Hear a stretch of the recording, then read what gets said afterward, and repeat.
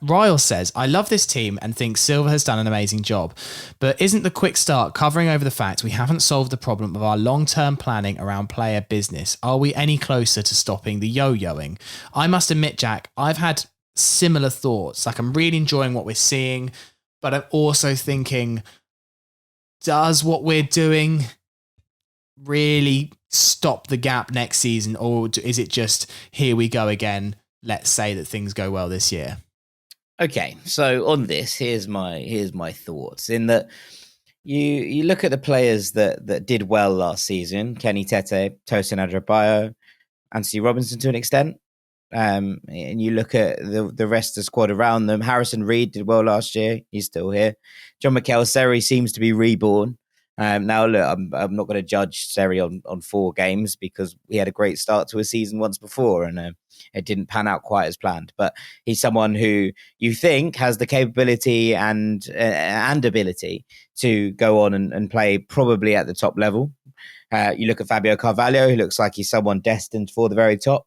Harry Wilson's come in. He's someone who's played at Premier League level before on the right-hand side. And Alexander Mitrovic is Alexander Mitrovic. On top of that, we've brought in Rodrigo Muniz, who's an unknown quantity in some ways, but appears to be someone who was on the radar of a lot of clubs and who there was genuine interest in from across Europe. So that's a pretty decent kind of platform. Now, obviously, that in itself is not going to be the answer to all these problems.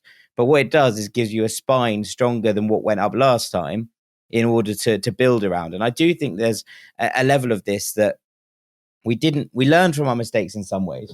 We didn't learn from our mistakes in others. What we did was we basically still failed to we still basically turned over the whole squad, didn't we, last year? It ended up being a new squad, right? There was 3 players who played in the championship final, playoff final, who featured regularly for last year's side.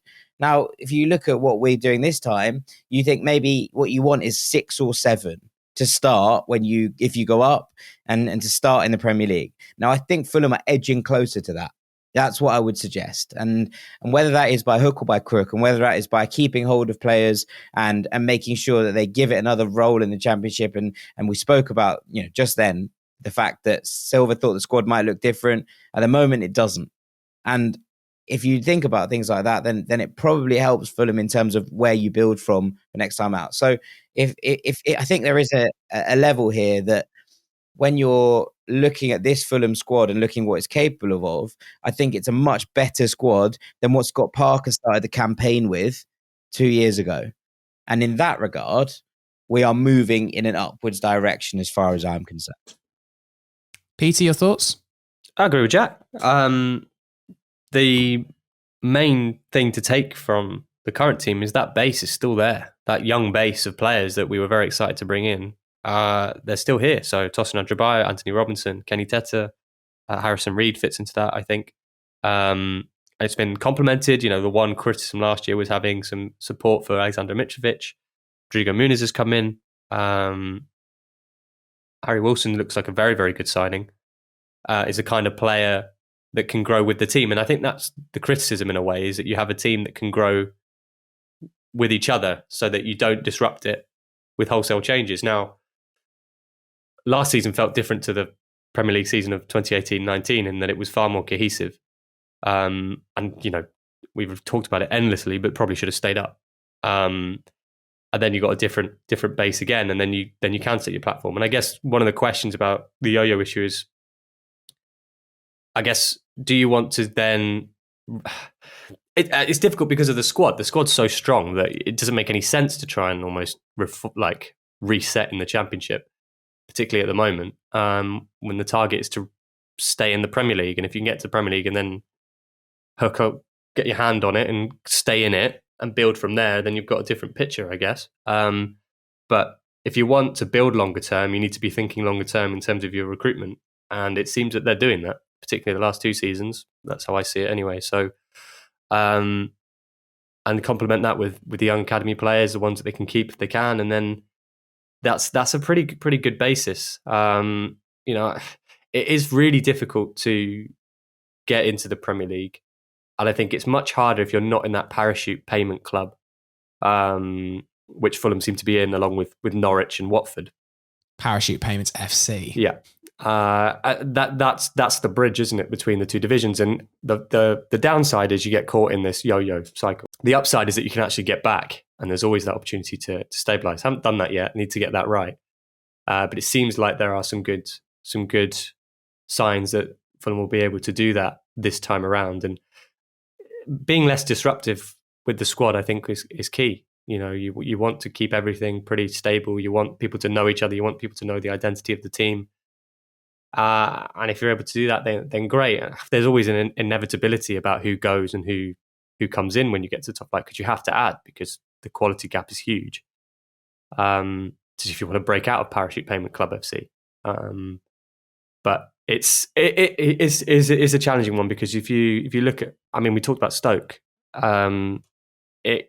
If you fall out of it, it can be very difficult to recycle, to move those players who are on good wages and good contracts. And so the only real way to combat it is to think longer term and to recruit in that way. And I would say, in my opinion, that Fulham have definitely done that the last 2 seasons. Yeah, I think quickly my point is that it's interesting to see some of this perceived criticism of Norwich this year, that they haven't spent enough. Which is a ludicrous thing to say when they've spent 60 million. But certain radio stations have said that this week. And I would love it next season that Fulham go up, and actually we're not having to buy 11 players in a completely new side. I would love it if we go into a season where we're like, okay, we obviously need new players. We're in the Premier League, but let's spend 40 to 50 million on 3 players that can really make a difference and completely add to this side. And I think actually, if we were to go up, we have the infrastructure there with Marco Silva and the spine of this team that probably we'd be able to do that. And whilst it would still be difficult, it would still be a season of, ups, downs, turmoil. Yeah, it's never going to be easy. You can't, it's never going to be like, oh, right, Fulham have gone up and they're going to wander through the division. Like, this isn't 8th. This isn't a side built like Wolves were, and it's not a side with Marcelo Bielsa at the helm, right? It's always going to be tricky. But I think Fulham are getting better at understanding what needs to be in place for Fulham to survive. Yeah, 100%. So that's my 2 pence worth. Plus a full summer. I mean, it's going to be a weird summer because then there's the World Cup in the winter, but it's still going to be like not 4 weeks trying to go into the Premier League. We've seen what a full summer has been able to do this year, and it was a Euros year. So that is, I think, what could make the difference for Fulham this year.